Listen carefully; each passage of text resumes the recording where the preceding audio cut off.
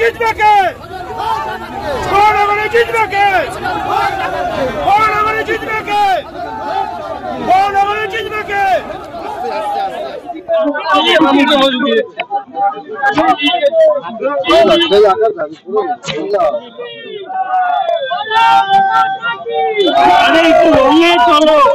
আবার তুমি পায়ের মতো পা মার।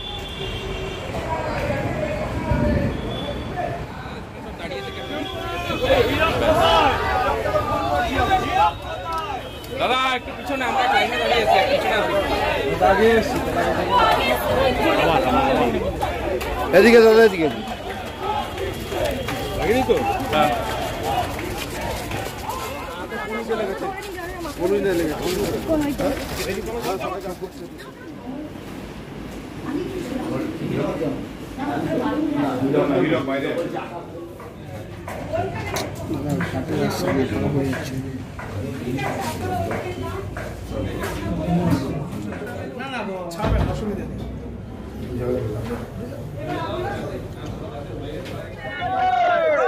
মানুষ অতিষ্ঠ, মানুষ বিরক্ত, মানুষ চায় এই সরকার কবে যাবে। তারা যে কোনো নির্বাচনেই তারা সরকারের বিরুদ্ধে ভোট দেবে, শুধু ভোটটা দেওয়াতে হবে, আর কিছু করতে হবে সব করেছেন যেগুলো সব বলা যাবে না, সব এআই, এগুলো সব চক্রান্ত চলছে, চক্রান্ত করে মানুষকে ভুল বোঝানোর চেষ্টা হবে। দুধটা দুধ, পানি কা পানি হয়ে যাবে। ভিডিওটা বেরোলেই সব সত্যি সামনে চলে আসবে। হয়ে গেল। চোরেদের নেত্রীকেই আমি আমার প্রতিদ্বন্দ্বী মনে করি, কোনো অভিনেত্রীকে নয়।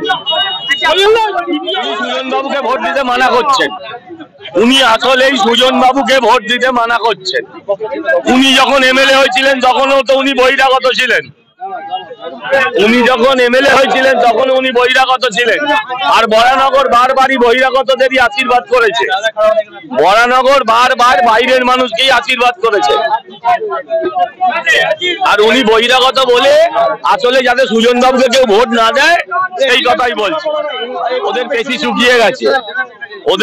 শুকিয়ে গেছে, জনগণের শক্তির থেকে, জনশক্তির থেকে পেশি শক্তি কখনোই কোনোদিন বড় হতে পারে না। জনশক্তি সবচেয়ে বড় শক্তি। জিতবে, জিতে গেছে।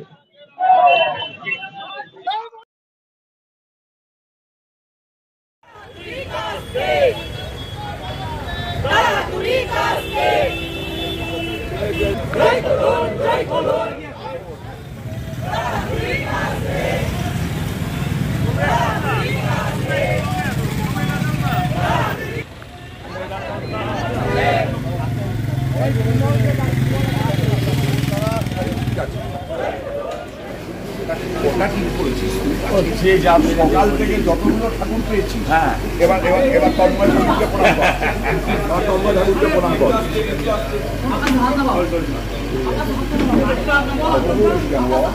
আমার ভাইটা কালো হয়ে যাচ্ছে কেন?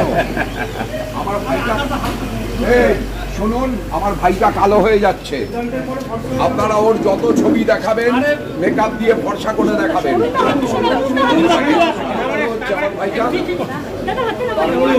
কালো করে জানবো, কোনো চাপ নেই, এত ঘোরাবো তন্ময়টাও আমার মতো হয়ে যাবে। আপনারা এটা দেখবেন। কিন্তু আমরা গতকাল রবি ঠাকুরের জন্মদিন গেছে, আমার একটাই ঠাকুর, তার নাম রবি ঠাকুর, তাকেই অঞ্জলি দিই, তাকেই পুজো করি। তিনি বলেছেন মানুষের উপর বিশ্বাস হারানো পাপ। বড়নগরের মানুষের উপর আমার বিশ্বাস আছে। 100% প্রভাব পড়বে। 174 জনের চাকরি চুরি হয়েছে, এসবের প্রভাব পড়বে না? এটা কি হতে পারে?